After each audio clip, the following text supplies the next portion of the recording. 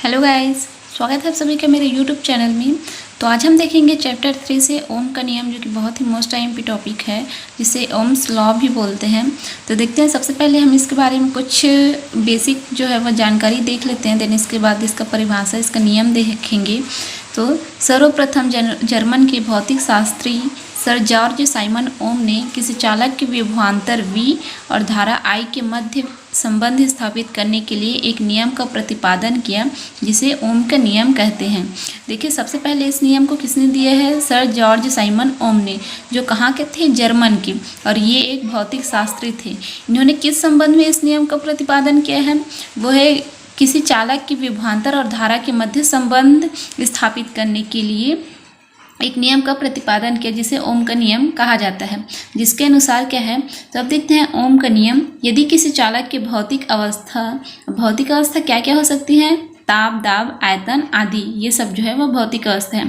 तो यदि किसी चालक की भौतिक अवस्था में परिवर्तन ना हो तो उनके सिरों के बीच उत्पन्न विभवांतर उसमें बहने वाली धारा के अनुक्रमानुपाती होती है। इसमें कहा गया है कि किसी चालक की भौतिक अवस्था में बिना परिवर्तन किए ही उनके सिरों के मध्य, अर्थात चालक के जो सिरा रहेगा उसके सिरों के मध्य जो उत्पन्न विभवांतर होता है वह उस चालक में बहने वाली धारा के अनुक्रमानुपाती होता है। तो विभवांतर क्या हो गया? V, और उसमें बहने वाली धारा क्या होगा? I। तो V अनुक्रमानुपाती I हो जाएगा। अब इस अनुक्रमानुपाती के चिन्ह को हटाते हैं तो एक नियतांक लेना पड़ेगा। तो V बराबर हो जाएगा R इंटू I। R एक नियतांक है, तो R बराबर यदि हम लोग R का मान निकालेंगे तो क्या हो जाएगा? V अपॉन में I। और ये R को जो है वह प्रतिरोध बोला जाता है। तो उम्मीद करते हैं गाइस ये ओम का नियम आप लोग को समझ में आया होगा।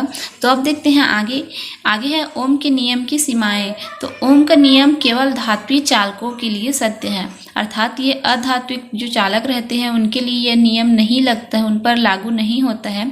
यह केवल धात्विक चालक के लिए ही सत्य है। अब देखते हैं ओम के नियम की शर्तें। ये किन किन शर्तों पे हम ओम का नियम लगा सकते हैं किसी धात्विक चालक में? तो देख लेते हैं। पहला क्या है?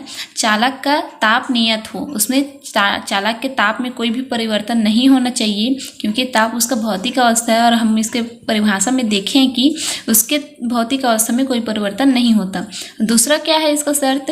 दूसरा है चालक में विकृति उत्पन्न ना हो, अर्थात चालक में किसी भी प्रकार का विकृति जो है वह उत्पन्न नहीं होना चाहिए। ये दोनों शर्तें जो है वो बहुत ही मोस्ट आईएमपी टॉपिक है गाइस। यदि इसको शर्त करके नहीं पूछा जाएगा कि ओम के नियम की शर्त क्या है, इस तरह से नहीं पूछा जाता तो भी इसको खाली स्थान या ऑप्शनल क्वेश्चन में पूछा जाता है। तो आप लोग इसको बहुत ही केयरफुली से याद रखिएगा इसको। अब देखते हैं आगे हैं जो नियतांक हम लोग माने थे R, जिसको प्रतिरोध बोला जाता है, उसकी परिभाषा देख लेते हैं। तो प्रतिरोध के इंग्लिश में क्या बोला जाता है? रेजिस्टेंस। देखते हैं ये क्या होता है। किसी चालक में प्रवाहित धारा के बीच अवरोध उत्पन्न करने वाले पदार्थ को, अर्थात कोई भी चालक में जो प्रवाहित धारा रहेगा, अर्थात किसी भी चालक में यदि हम लोग धारा प्रवाहित करते हैं तो उनके मध्य जो भी पदार्थ जो वह अवरोध उत्पन्न करेगा उस पदार्थ को प्रतिरोध कहते हैं। इसे R से प्रदर्शित करते हैं और प्रतिरोध का SI मात्रक होता है ओम। अब देखते हैं प्रतिरोध का विमीय सूत्र। तो विमीय सूत्र क्या होता है इसका देख लेते हैं, पूरा इसको निकालना पड़ेगा। तो R बराबर होगा V अपॉन में I। चूँकि अभी हम लोग देखें कि R का मान निकाले थे तो R बराबर V अपॉन में I हुआ। तो ये देखिए, अब ये V क्या है? V है वेग और I है धारा। तो वेग का सूत्र क्या होता है? कार्य बटा आवेश। तो इसको कार्य बटा आवेश को हम लोग W अपॉन में क्यों भी कर सकते हैं। और I क्या होता है? धारा। तो धारा का क्या होता है? आवेश बटा समय। तो इसको हम लोग इसको जो है वो बांट के लिखते हैं, अर्थात अलग अलग करके लिख दिए हैं। तो अब देखिए यहाँ से, अब ये जो W बटा Q और उसके बटा में Q बटा T है, तो ये T जो है वह ऊपर चला जाएगा और Q और Q दोनों आपस में अर्थात गुणा हो जाएंगे, तो ये दोनों का वर्ग लग जाएगा। तो R बराबर क्या हो जाएगा? W इंटू T, और अपॉन में क्या हो जाएगा? Q का स्क्वायर।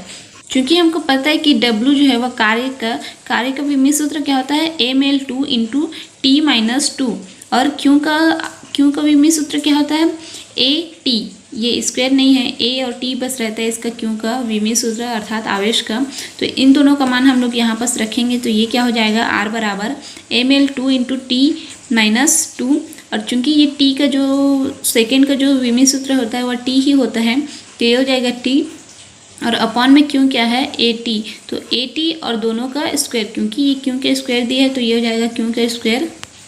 अब देखिए यहाँ पास r बराबर हो जाएगा ml2 इंटू t-1। अब t-1 कैसे हुआ, यहाँ पर देखिए t-2 है और ये t1 है, अर्थात 1 है प्लस में, तो यदि ये +1 और ये -2 आपस में कटेगा तो ये -1 हो जाएगा, तो ये हो गया t-1। और नीचे में क्या है, ये देखिए दोनों का स्क्वायर दिया है, जिसको हम लोग a का स्क्वायर भी कर सकते हैं और t का स्क्वायर भी कर सकते हैं, तो ये हो जाएगा a का स्क्वायर इंटू t का स्क्वायर। तो r बराबर हो जाएगा, अभी जो नीचे में दिया है इसको सबको हम लोग ऊपर में ले जा सकते हैं, तो ये हो जाएगा ml2 इंटू t-1, ये t-1 और इसको ऊपर में ले जाएंगे तो ये हो जाएगा ये देखिए ये जो प्लस में है ऊपर में जाएगा तो माइनस हो जाएगा, तो ये हो जाएगा a-2 इंटू t-2। तो r बराबर हो जाएगा ml2 इंटू ये -1 और -2 जो है वह मिल के -3 हो जाएंगे, तो t-3 और इंटू a-2, और यही है प्रतिरोध का विमीय सूत्र। ये मैं पूरा निकाल के आप लोग को इसलिए बताई हूँ ताकि आप लोग को ये अच्छे से याद हो सके, और यदि आप लोग इसका विमीय सूत्र ये वाला यदि भूल भी जाते हो तो आप लोग इसके हेल्प से इसका विमीय सूत्र 2 मिनट में कहीं भी निकाल सकते हो।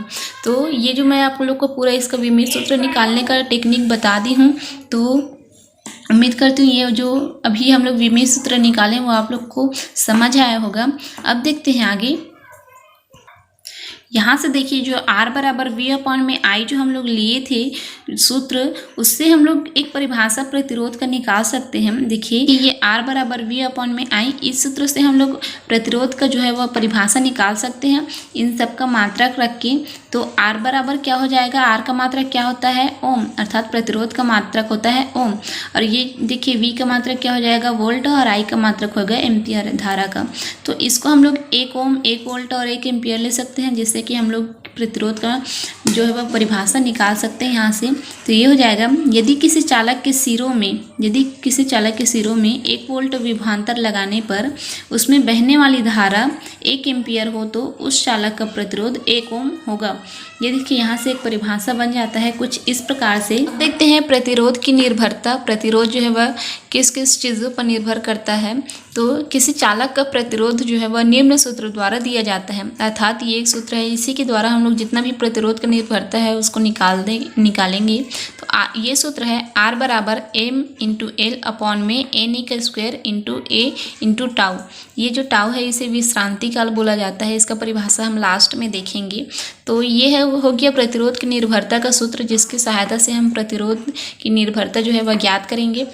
देखिए यहाँ बस m जो है वह स्थिरांक है, तो सबसे पहले इसकी निर्भरता क्या होगी l पे। l क्या है, चालक की लंबाई, तो चालक का प्रतिरोध सबसे पहले किस पर निर्भर करेगा, चालक की लंबाई, तो इसको हम लोग r अनुक्रमानुपाती l भी ले सकते हैं। अब देखिए यह किस प्रकार से निर्भर करेगा, यदि कि चालक की लंबाई अधिक हो तो चालक का प्रतिरोध भी अधिक होता है।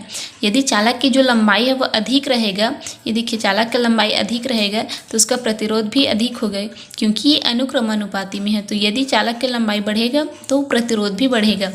दूसरा देखते हैं हम चालक का क्षेत्रफल। अब चालक का क्षेत्रफल क्या है, नीचे में a, तो ये जो है वह व्युत्क्रमानुपाती में है, क्योंकि ये बटा में दिया है r बराबर, ये जो देखिए ये a जो है वह बटा में दिया है, तो ये हो जाएगा चालक का क्षेत्रफल r व्युत्क्रमानुपाती 1/a। तो यदि चालक का क्षेत्रफल कम हो तो उसका प्रतिरोध अधिक होगा। ये देखिए यदि चालक का प्रतिरोध जो है वह चालक का क्षेत्रफल कम है, इसका क्षेत्रफल कम है तो इसका प्रतिरोध अधिक होगा। हम लोग इसको ये जो इसका निर्भरता है उसको यहीं से हम लोग निकाल सकते हैं कि ये जो यदि व्युत्क्रमानुपाती में रहेगा तो इस साइड जो भी कम रहेगा उससे उसका प्रतिरोध बढ़ेगा, और यदि वह अनुक्रमानुपाती में होगा तो यदि इस साइड का बढ़ता है मान तो इस साइड का भी मान बढ़ेगा। तो तीसरा देखते हैं चालक का ताप। तो चालक का ताप किस प्रकार से निर्भर करेगा, ये देखिए यहाँ पर चालक का ताप कोई ज़रूरी नहीं कि T ही ले हो, यहाँ पर टाउ है विश्रांति का, जो ये भी एक प्रकार का ताप ही है। तो देखते हैं चालक का ताप R व्युत्क्रमानुपाती 1/टाउ। तो यदि चालक का ताप बढ़ता है तो विश्रांति काल का मान कम होता है, जिसके कारण प्रतिरोधकता बढ़ जाती है। देखिए यदि चालक का ताप यदि बढ़ जाता है तो विश्रांति काल का मान कम हो जाएगा, विश्रांति काल अर्थात ये टाउ, और इसका मान कम होगा तो प्रतिरोध का मान जो है वह बढ़ जाएगा। चौथा देखते हैं चालक के पदार्थ की प्रकृति पर, अर्थात R व्युत्क्रमानुपाती 1/n।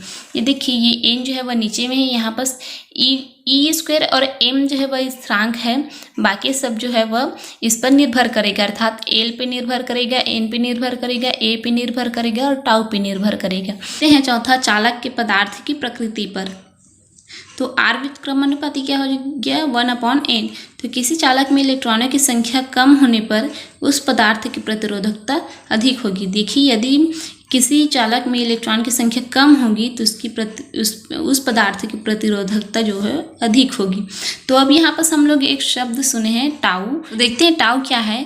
टाउ को बोला जाता है विश्रांति काल। तो विश्रांति काल का परिभाषा देखते हैं, जब दो इलेक्ट्रॉन के आपस में टकराने में लगा समय, अर्थात दो इलेक्ट्रॉन के आपस में टकराने में लगा समय विश्रांति काल कहलाता है। जो भी कोई भी दो इलेक्ट्रॉन रहेंगे वो आपस में यदि टकराते हैं तो उनके जो टकराने में जो जितना भी समय लगता है उसे विश्रांति काल कहा जाता है। इसे टाउ से प्रदर्शित करते हैं।